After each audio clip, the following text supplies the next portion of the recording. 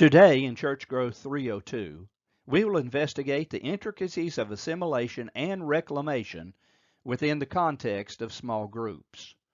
Drawing insights from your textbook written by Tom Rainer and entitled The Book of Church Growth, we will specifically focus on chapters 28 and 29. Throughout this session, we'll uncover 5 strategic approaches to assimilating new members, addressing the critical issue of membership retention. We'll analyze the alarming rate of member attrition each year and explore actionable steps for reclaiming those who have become inactive within our congregations. Also, we'll shed light on the many benefits of nurturing small group dynamics within the church community. As we navigate these discussions, our aim is to fortify the church body, ensuring that the back door remains firmly shut, thus safeguarding the precious souls who enter through the front gates of our fellowship. Now let's get right into our discussion of principles of church growth, assimilation, reclamation, and small groups.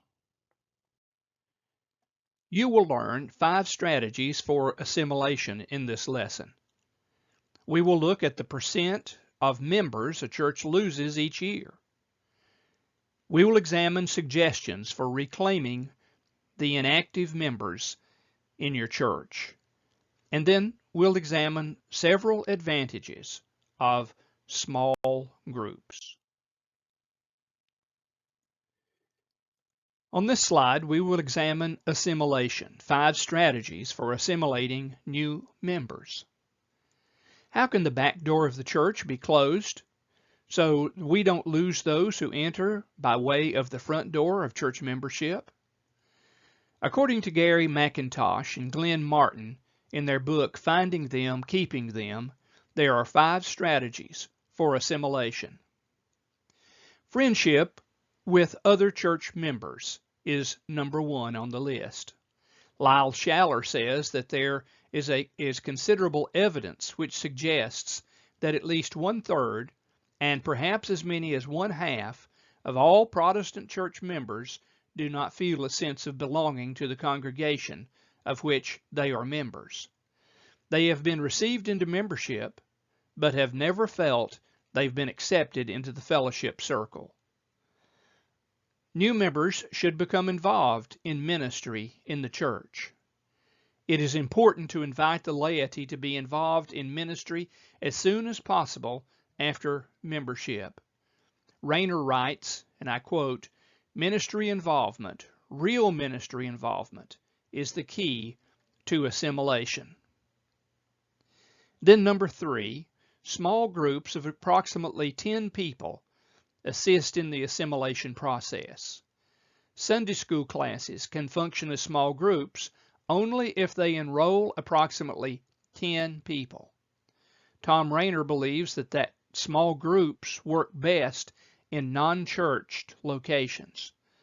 The importance of vision cannot be overstated as an important way to close the back door.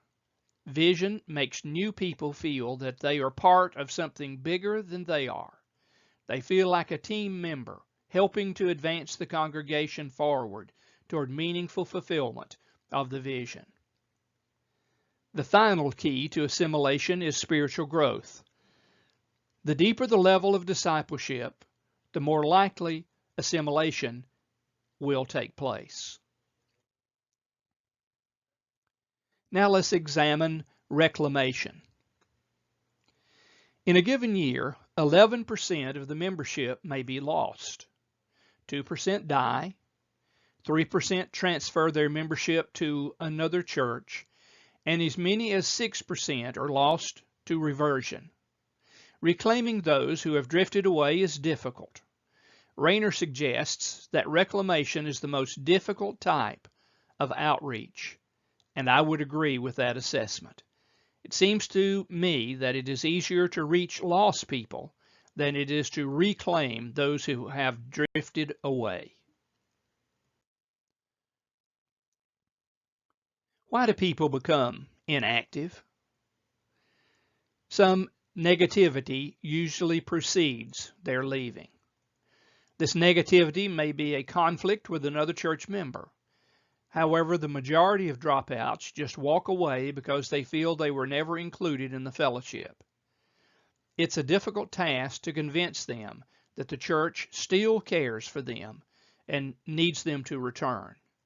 In an attempt to reclaim these individuals, one must be prepared to hear anger, stories of pain, and hurt expressions from dropouts. Some may just become indifferent. These are easier to reclaim than in the first category that we mentioned. The reason is that they are not hostile or have hurt feelings. They are merely apathetic toward the church. They do not feel the church is that important, so they become uninvolved. How can we reclaim those who become inactive? A systematic effort to visit inactive members can be one way.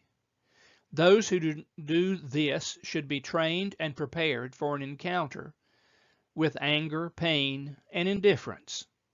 They should listen more than they talk. They should communicate that the church does care for them.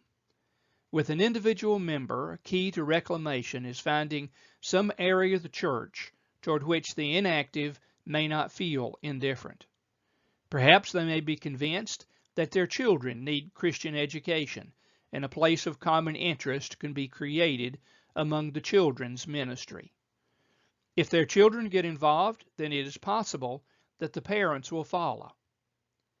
I had the opportunity of being engaged with a gentleman from North Carolina who trusted Jesus as his personal Lord and Savior, but it was only because of the bus ministry that our church was involved with. I enlisted his child to ride our Sunday school bus to come to church to be involved in a loving, caring place. After his son had ridden our bus 3 Sundays, I contacted Paul and asked him, "Is your son going to ride this Sunday? We'll come by and pick him up." And Paul said, "No, he will not be riding the church bus again." I asked if we had offended his son in some way or if it had offended Paul himself.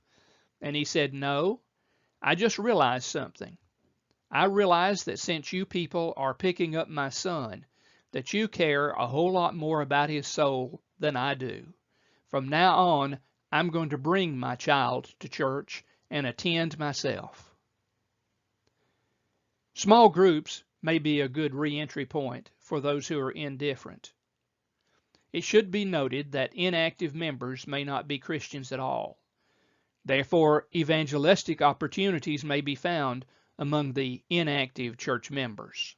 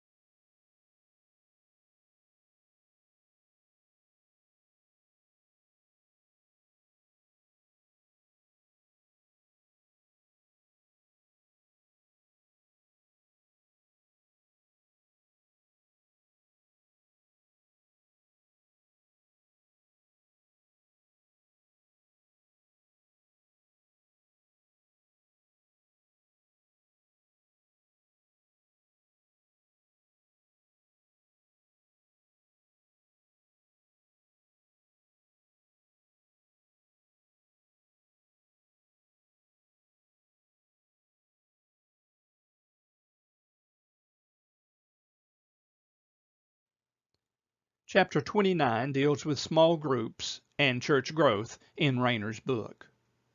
For some time, small groups have been seen as a method that can increase spiritual growth, outreach, accountability, and assimilation. The Sunday school is the preferred small group in most Southern Baptist churches. However, it does appear, as stated earlier, that small groups work better in non-church locations. What strengths do small groups meeting away from the church campus have, for example, over Sunday school? Well, number one, a lack of space restrictions. Small groups can meet in homes, offices, schools, or anywhere people gather. This is a decided advantage. The unchurched might be intimidated by a church building, but would be more inclined to meet with others in a neutral location. Second, small groups help develop deeper levels of trust than participants share in Sunday school. Sunday school, by its very nature, seems to be a place to gain mostly head knowledge. The small group, on the other hand, seeks to develop a place where sharing is encouraged and intimacy and trust are developed. Next, small groups promote ministry opportunities and develop friendships among the members of the group. These two factors, ministry opportunities and friendship, are the two most important ingredients in assimilating new members. If attendance is consistent in a small group before one joins a church, then the assimilation process has already begun. Small group members can provide excellent pastoral care. That's number 4 on your list. Small group facilitators and group members can and often do provide excellent pastoral care. One reason for this is that the small number in the group is a manageable unit. The task is not overwhelming. Small groups will be a viable method of outreach, assimilation, and pastoral care for the foreseeable future. In our highly impersonal society, where individuals are lumped together as just another number, the personal touch of the small group will continue to have an appeal. Now let's review what we learned in this session of Church Growth 302. We've examined 5 strategies for assimilation. We looked at the percent of members a church loses each year. We examined suggestions for reclaiming the inactive church member. And last, we addressed several advantages of using small groups. This concludes this lesson for today. I wish you a great day and hope God will bless you richly in the days to come. God bless you.